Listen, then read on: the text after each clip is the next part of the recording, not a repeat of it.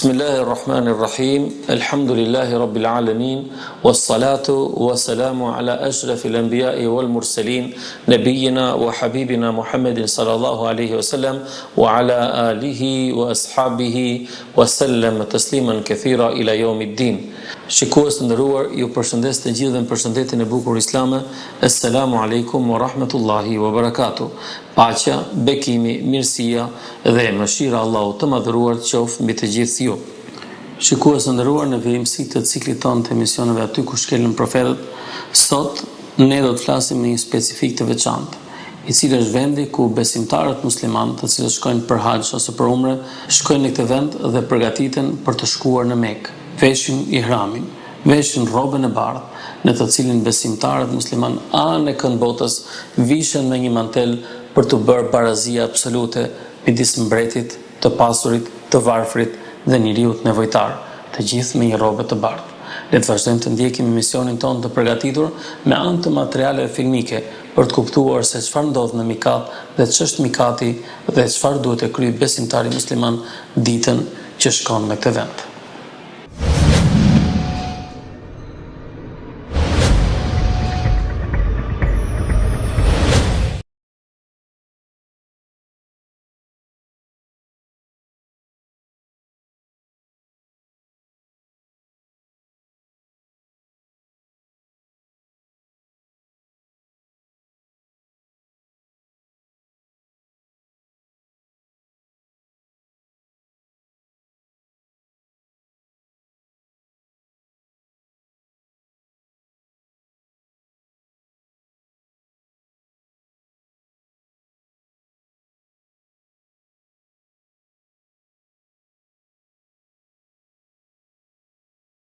Haxhi, me emrin e Allahut, të gjithëmëshirshmit, mëshirëplotit.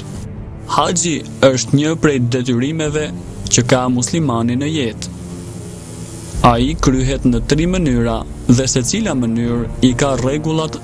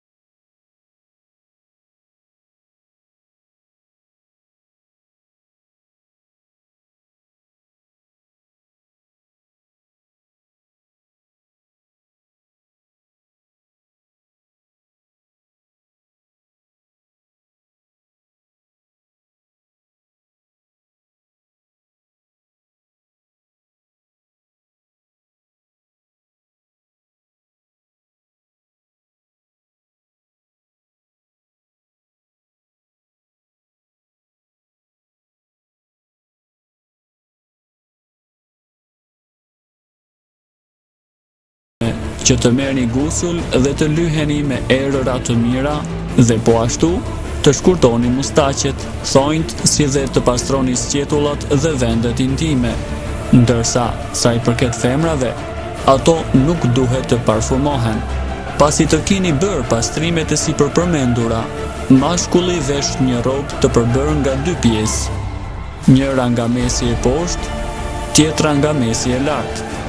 Gjithashtu është e preferueshme të mbathni sandale apo pantofla. Mashkulli e ka të ndaluar të mbuloj kokën me gjërat që e prekin lëkurën, si për shembull kapelja, skaji i ihramit, valixhet. Mirëpo, nëse i bën hije me çadër duke qëndruar në automjet, nuk ka problem.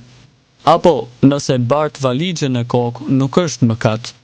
Mirë po, nëse mbulon kokën nga mosditja, duhet që ta zbulojë atë kur t'i bie ndërmend dhe nuk është i obliguar ta kompensojë.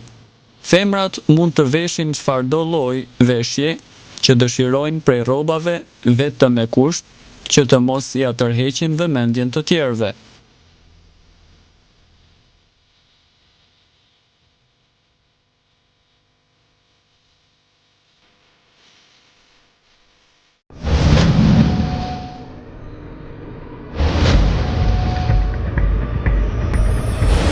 Këtu pra jemi në mikatin ku pejgamberi Muhammed sallallahu alaihi wasallam i ka orientuar shokët e tij që të vazhdojnë të kryen përgatitjen për umra. Ashtu siç kemi folur dhe më herët, besimtarët musliman kur vinë në këtë ambient ku jemi ne tani, vishen me mantelin e bardhë, me ihramin dhe përgatiten për të shkuar në Mekë. Pejgamberi sallallahu alaihi wasallam i ka përcaktuar disa mikate për besimtarët musliman të cilët vinë nga vende të ndryshme të botës dhe qëndrojnë në këtë vend, domethënë duke hequr rrobat e tyre, duke marrur gusul në vendet e caktuara që janë këtu dhe pastaj veshin ihramin dhe pas veshjes së ihramit përpara se të bëjmë telbijen, domethënë të bëjmë niyetin për umre, pejgamberi sallallahu alaihi wasallam i ka sugjeruar të gjithë besimtarët që në këtë vend brenda në xhami ata të falin 2 rekat namaz për të kujtuar Allahun subhanahu wa taala dhe si sunet i veshjes së ihramit. Në këto momente pejgamberi sallallahu alaihi wasallam ka ndaluar bashkë me sahabët e tij në këtë vend ku ne jemi tani, i cili quhet Miqat, Dhul Hulejfa. Në këtë ambient pejgamberi sallallahu alaihi wasallam është përgatitur bashkë me shokët e tij dhe kanë marrë rrugtimin e tyre për në Mekë. Në këtë moment haxhit vinë të gjithë ose besimtarët që planifikojnë janë përgatitur për të kryer umre, qëndrojnë në këtë vend, bën jetën e tyre, përgatiten shpirtërisht dhe moralisht për të shkuar drejt shtëpisë Allahu subhanahu wa taala në Mekë. Në momentin që haxhilerët hipin mjetet e tyre të udhëtimit, ata bëjnë telbinë e tyre në rastin konkret ne do themi lebeik Allahumma umratan, o Zoti i madh, unë po bëj niyet me kryer umrën dhe vazhdon telbien gjatë gjithë rrugës së tij deri në Mekë, siç ka thënë pejgamberi sallallahu alajhi wasallam, vazhdon telbia deri në momentin kur shikohet objekti i zi ose guri i zi në qape. Gjatë gjithë rrugës besimtarët muslimanë vazhdojnë të thonë lebeik Allahumma lebeik, lebeik la sharika lak lebeik, innal hamda wa ni'mata lak wal mulk la sharika lak, dhe kështu ata vazhdojnë me radhë duke kryer këtë obligim që pejgamberi Allah Muhammedi sallallahu alaihi wasallam i ka orientuar. Natyrisht ne do të kemi parasysh që besimtari musliman gjatë qëndrimit ose gjatë veshjes së tij Allahu subhanahu wa taala nëpërmjet pejgamberit sallallahu alaihi wasallam i ka orientuar dhe i ka sugjeruar që disa gjëra janë të ndaluara, siç ndalohet që bashkë me ihramin, i cili vendoset një pjesë në pjesën e poshtme dhe një pjesë vendoset në pjesën e sipërme të trupit. Dhe nuk lejohet që gjatë veshjes së këtij manteli besimtari musliman, domethënë burri prej besimtarëve musliman të vesh rroba të tjera, qofshin këto fanellë, këmisha, kanatiere apo dhe të mbathura, të totalisht janë të ndaluara në momentin që një besimtar ose një person i cili po shkon për në umre për t'i mbartur të veshura ato. Kështu që orientohen që të hiqen totalisht ashtu siç themin në gjuhën popullore, ashtu siç kemi lindur nga nënat tona. Gjithashtu nuk lejohet që besimtari musliman gjatë veshjes së tij të ihramit të vesh këpucë të gjata ose çorape që të kalojnë kërcin apo nyjen e këmbës. Gjatë kësaj periudhe besimtarët musliman nuk i lejohet pas kalimit të kufirit. Ne do të shikojmë pak më tutje kufirin ku ndodhet kufiri i Medinës, që quhet zona e ndaluar ose vendi i haramit, vendi kufiri i Medinës dhe i Mekës. Pas këtij kufiri besimtarit gjithashtu nuk i lejohet më të parfumoset. Nuk i lejohet në rastin konkret për burrat të shkurtojnë mjekrat, por edhe për gratë nuk i lejohet të shkurtojnë as flokët, as vetullat, as të pastrojnë asgjë nga trupi i tyre. Gjithashtu nuk lejohet që besimtari dhe besimtarja, sepse të njëjtë janë në rastin konkret, nëse besimtari, burri vesh ihramin, gruaja qëndron, femra qëndron me rrobat e saj, mirëpo ndalesat e burrit dhe të gruas në të rastin konkret janë të njëjta. Pra, përveç tyre që thamë lart, nuk I lejohet gjithashtu që të parfumoset gjatë rrugës dhe nëse mund të lëviz me trupin e tij të ketë një pushkër apo të ketë diçka tjetër, nuk lejohet që ai ta shtrydhë që dal gjak apo të shkul qime nga trupi I tij ose të merr me gjëra të ngjashme.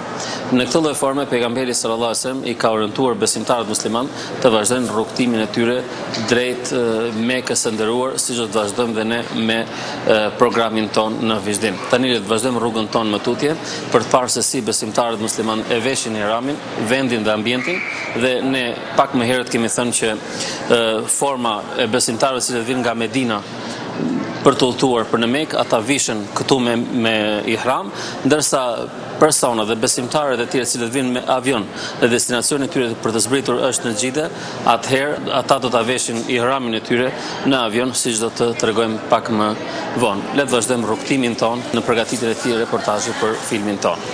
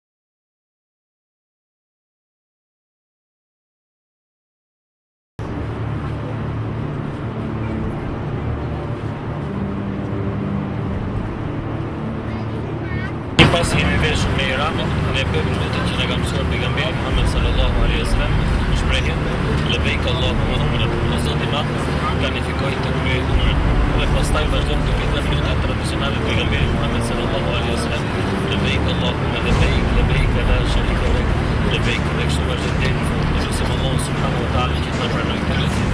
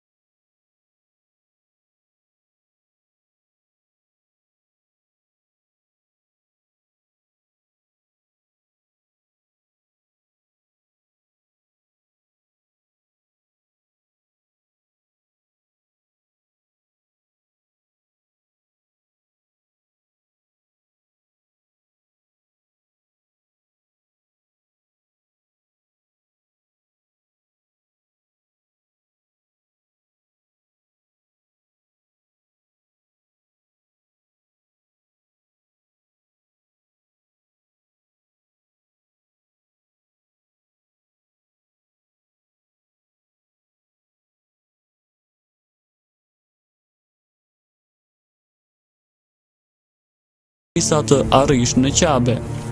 Pas veshjes së ihramit, je duke kryer ibadetin gjatë të cilit ndalohen qethja e flokëve, mjekrës apo thonjve, Nëse i presim pa qëllim, nuk obligohemi t'i kompensojmë. Ndalohet të parfumoset trupi apo ihrami, ndalohet gjuetia, trembja e kafshëve në vendet ku janë duke qëndruar, këputja e bimëve të gjelbra, marrja e sendeve të gjetura, përveç rasteve kur e din të kujt janë dhe i merr për t'ia dërguar pronarit apo policisë. Po ashtu, është ndaluar që muhrimi të fejohet, të martohet, ta prek bashkëshorten me epsh apo të kryej marrëdhënie seksuale. Është ndaluar për femrën veshja e dorezave apo vendosja.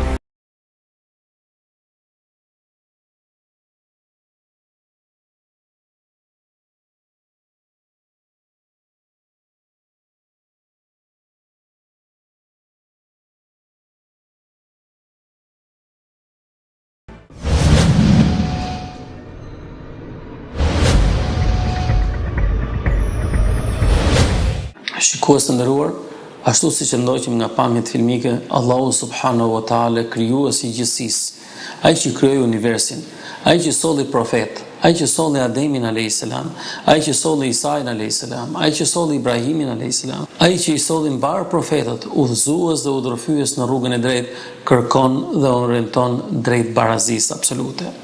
Besimtarët musliman, kur vishen me maltelin e tyre të bardhë, veshin ihramin, ata shpresojnë tek Allahu i Madhëruar t'u falë gjunahet, por njëkohësisht ky është një mesazh i madh.